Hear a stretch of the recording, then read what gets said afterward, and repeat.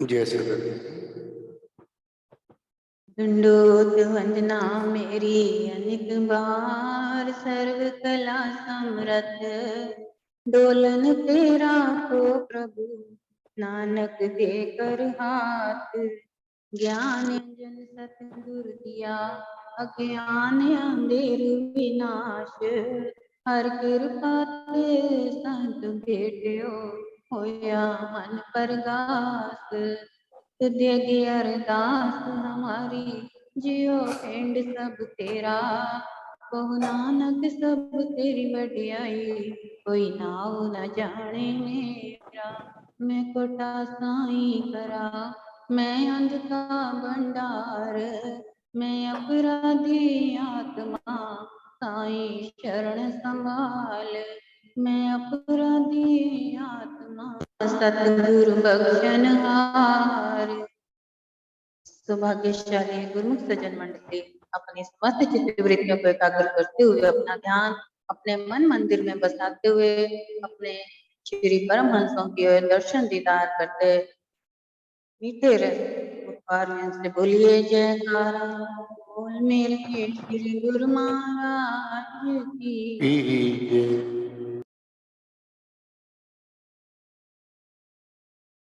आप जगत में खेल रचायो, आप ही खेल करायो। खेल खेल में अपना रूप, अनेको अनेक बनाए। आप जगत में खेल रचायो, आप ही खेल करायो। खेल खेल में अपना रूप, अनेको अनेक बनायो। आप हैं परम पुरख का दाता, देखन आयो जगत तमाशा। आप हैं परम पुरख का दाता, देखन आयो जगत तमाशा। घट घट में जाकर है बैठा, आत्म रूप दिखायो। घट घट में है आकर बैठा, आत्म दर्श करायो। आत्म दर्श करायो। सौभाग्यशाली गुरुमुखो, आप सब भली भांति जानते हैं, इतने समय से, इतने पुराने समय से आप सत्संग सुन रहे हैं। कई सत्संग सुन चुके हैं और कई सत्संगों में हर प्रकार के उदाहरण भी दिए गए हैं कि मनुष्य जीवन किस लिए मिला है, मनुष्य जीवन क्या है, आत्मा क्या है, परमात्मा क्या है और ये संसार क्या है। ये भली भांति आप जानते ही हैं। आप कोई आज के नए गुरुमुख संगत नहीं, बहुत पुराने हो चुके हैं अब तक तो।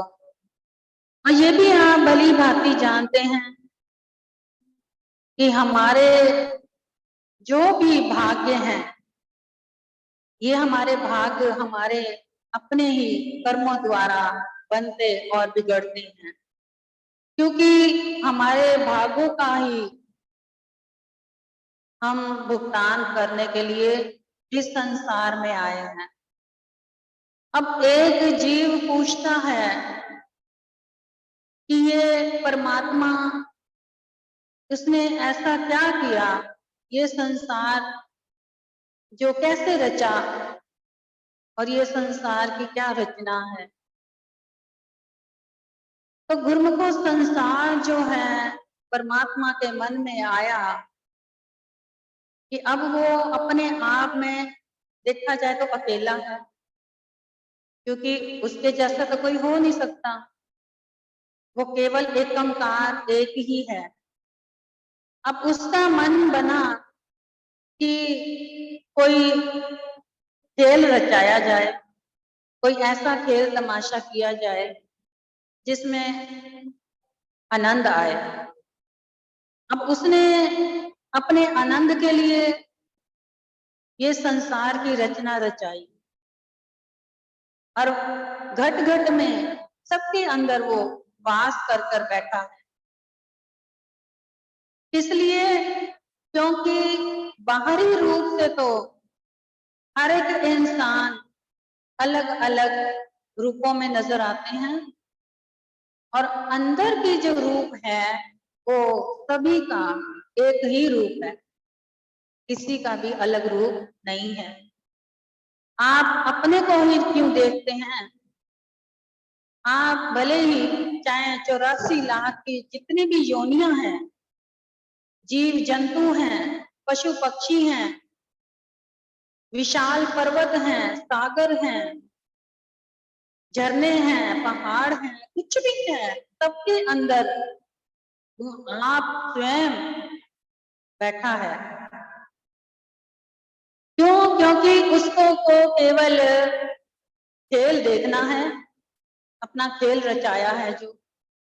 अब उस खेल में क्या होता है कि जितनी भी आत्माएं हैं शरीर लेकर के जो इस धरती पर आई हैं, चाहे किसी भी रूप में आई हैं, चाहे जीव जंतु के रूप में, पशु पक्षी के रूप में, चाहे मनुष्य रूप में, किसी भी रूप, तो उन सबको वो ऐसा ऐसा तमाशा करके दिखाता है कि जिससे कि मनुष्य, जीव जंतु, पशु पक्षी जब थक जाते हैं खेल तमाशा करते करते, तब जाकर के उनके अंदर से हिम्मत जो है टूटने लगती है। और जब हिम्मत टूटने लगती है तो वो दुखी आकर के फिर क्या करते हैं? परमात्मा के आगे हाथ जोड़ करके विनय करते हैं कि हे प्रभु, अब बस बहुत हो गया, अब मुझे नहीं और खेल खेलना, अब मुझे इस खेल से अपने साथ मिला ले, इस खेल की गेम से बाहर कर दे। वो कहता है कि खेल की गेम जो चली है मैंने, इसके अंदर से तुम्हें बाहर तो कर दूंगा, लेकिन उसके लिए एक उसने ऐसा खेल रचा है जिसके अंदर आप स्वयं, जैसे कि उदाहरण के तौर पर स्कूल में या गली मोहल्ले में, घर में बच्चे कोई खेल खेल रहे होते हैं, तो उस खेल में बच्चे या तो जीत जाते हैं या कोई हार जाते हैं। जो जीत जाते हैं उनको भी या तो उस खेल का हेड बना दिया जाता है, या फिर जो हार जाते हैं उनको उस खेल से बाहर निकाल दिया जाता है। इसी प्रकार से संसार का जो ये खेल रचा हुआ है, जैसे कि अभी आपने सुना, आप है परम पुरुष का दाता, खेलन आयो जगत तमाशा। आप ही वो परमात्मा है, आप ही वो आत्मा है, आप ही वो शरीर है, आप ही वो हर प्रकार का खेल और तमाशा है। लेकिन उसमें जो थकता है वो कौन है? हमारा मन। हमारा मन जो है वो थक जाता है, हार जाता है। जब वो अपनी हार मान लेता है तब जाकर के गाड़ी लाइन पे आने आरंभ होती है।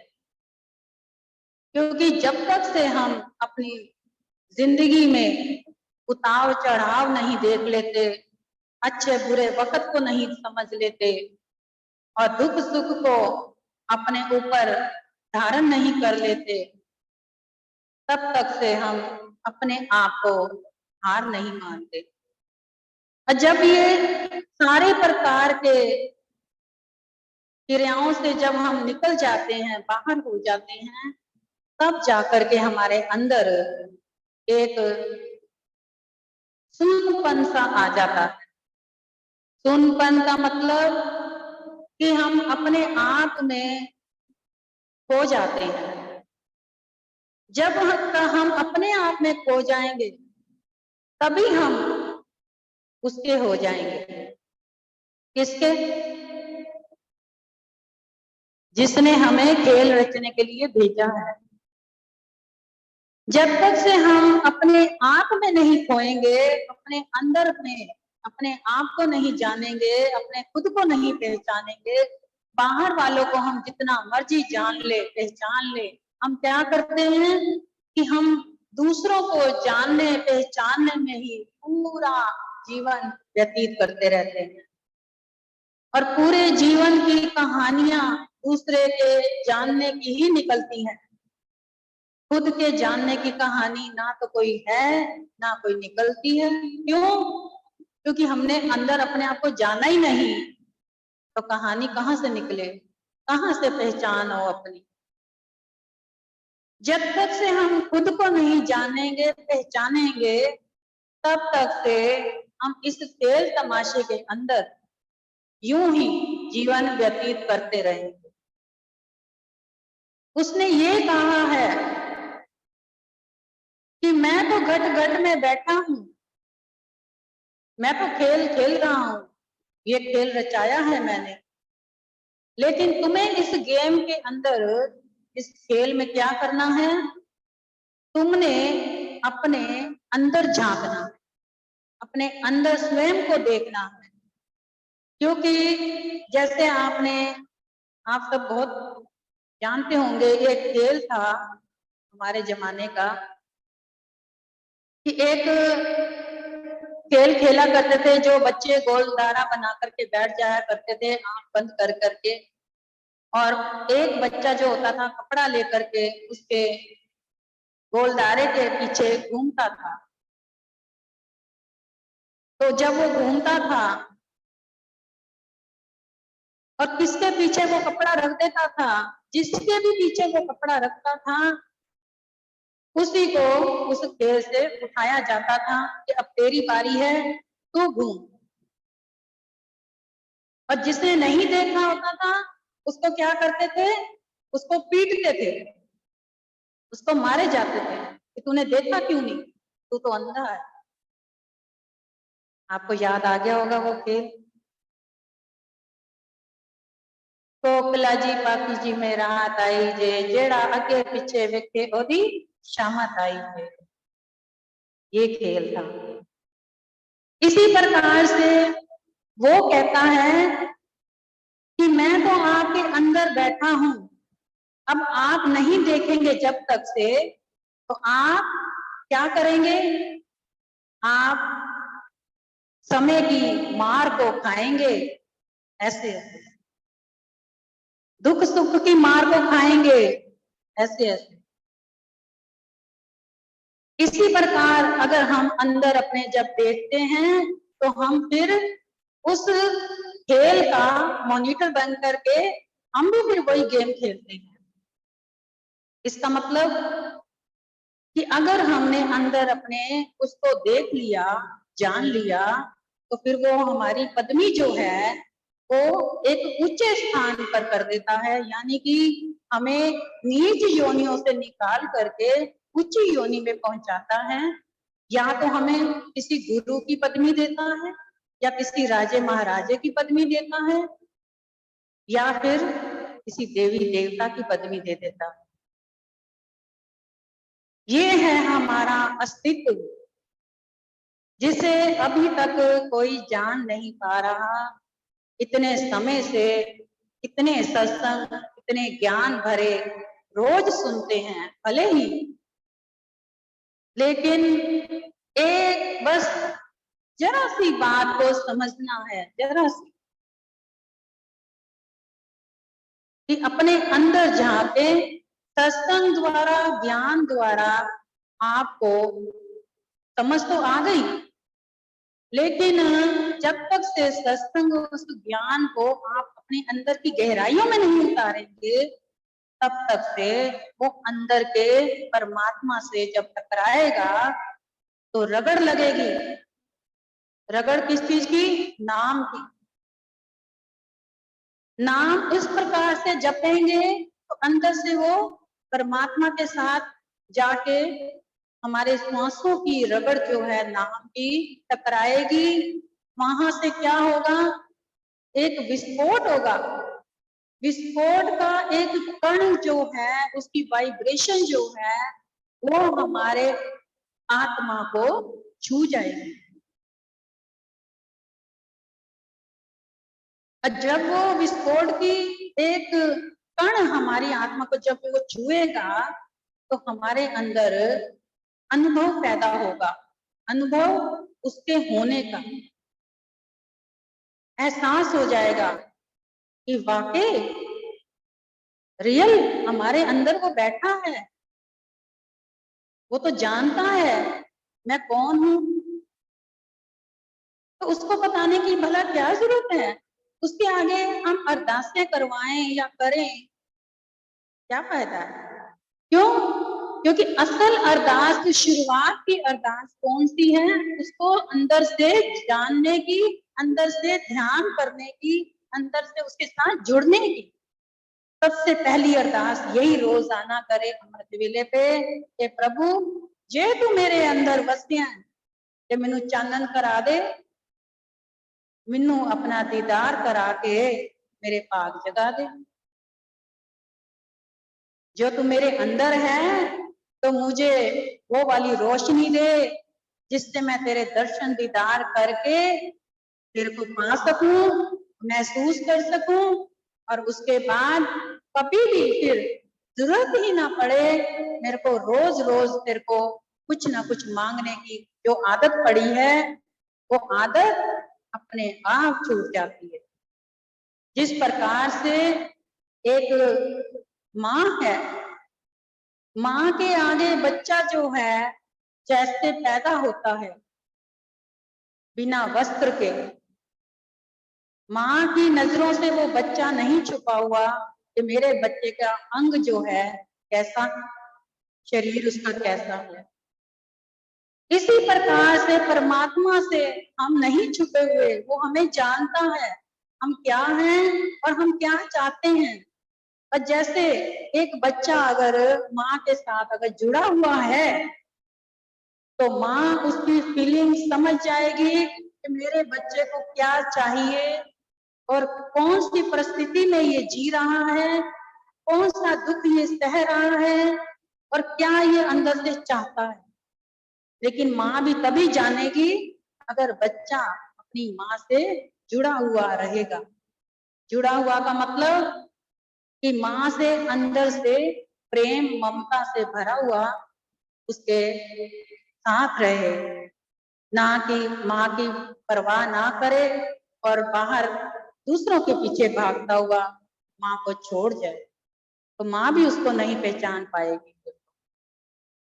इसी प्रकार परमात्मा को अगर हम जुड़े रहेंगे उसके साथ, उसका ध्यान सिमरन करते रहेंगे, तो वो हमारी घट घट के अंदर की जानता रहेगा कि हमें क्या चाहिए। फिर हमें बोलने की जरूरत नहीं पड़ेगी। इसीलिए कहते हैं बिन बोलिया सब कुछ जानदा, किस आगे कीजिए अरदास। एक बार की बात है, छोटा सा उदाहरण है कि एक बार एक राजा जो था उसके दरबार में एक भिखारी आया और आकर के उसके दरवाजे पर खड़ा हो गया। तो राजा ने उससे पूछा कि तू यहाँ पर आकर इस हाल में क्यों खड़ा है, क्या चाहता है तू? तो वो भिखारी का जो हाल था, कटे पुराने कपड़े, बिखरे पड़े हुए, शरीर का उसका जख्मों से बुरा हाल, और मुंह से वो कुछ नहीं बोल रहा था, केवल खड़ा था बस, आंखों में आंसू लिए। तो राजा ने उससे पूछा, तेरे को क्या तकलीफ है, यहाँ पर क्यों आया है? तो वो कहने लगा, हे राजन, अगर तेरे को मेरा हाल देखकर ही मेरे हाल के बारे में जानकारी अभी तक नहीं हुई, तो फिर मैं तेरे आगे क्या बोलूं कि मुझे क्या चाहिए, क्यों आया हूं? तो राजा जो है, इस बात से उसको भी उससे ज्ञान मिला, और जब राजा उसके आगे, मालिक के आगे बोल बोल के प्रार्थना करने लगा उसके लिए, और वो चुपचाप खड़ा रहा, तो उसने राजा को क्या कहा कि राजन, हम बिना बोले ही प्रार्थना अपने अंदर से करें, तो वो तो अंदर बैठा है, हम ऊपर क्या देख रहे हैं? वो ऊपर थोड़ी है, ऊपर तो केवल आकाश है, ऊंचाई है, वो तो हमारी आंखों की पलकों से भी नजदीक है, और हम उसको इतनी दूर देख रहे हैं। तो वो तो हमारे अंदर बैठा बिना बोले ही हमारी सुन लेता है, समझ लेता है। तो तू एक राजा, एक अपने आप को ज्ञानी कहता है, और तेरे को अभी तक ये भी नहीं मालूम कि तू उसको पुकार रहा है, उसको नाम ले ले करके ऊपर देख रहा है, हाथ जोड़ रहा है। तो विनती करनी है तो अपने मन मंदिर के अंदर मौन होकर के, ध्यान में जा करके विनतियां करें, अमृत वेले पे सिमरन करें, और सिमरन के बाद आप विनती करें, आपकी विनतियां भी स्वीकार होंगी। बिना बोले वो आपकी हर दुविधा, हर परेशानी को वो समझेगा, जानेगा, और आपको हर परिस्थिति में आपका संयोग बन करके आपका साथ देगा, किसी न किसी रूप में आकर के वो आपको मार्गदर्शन करेगा, और आपको दुख तकलीफ से भी बचा ले जाएगा। तो गुरुमुखो, आज के यही वचन हुए हैं जो परमपिता परमात्मा के आए हैं। कहने सुनने में कोई गुस्ताखी हो गई हो तो ये दासी आप सबसे हाथ जोड़ करके क्षमा चाहती हूँ।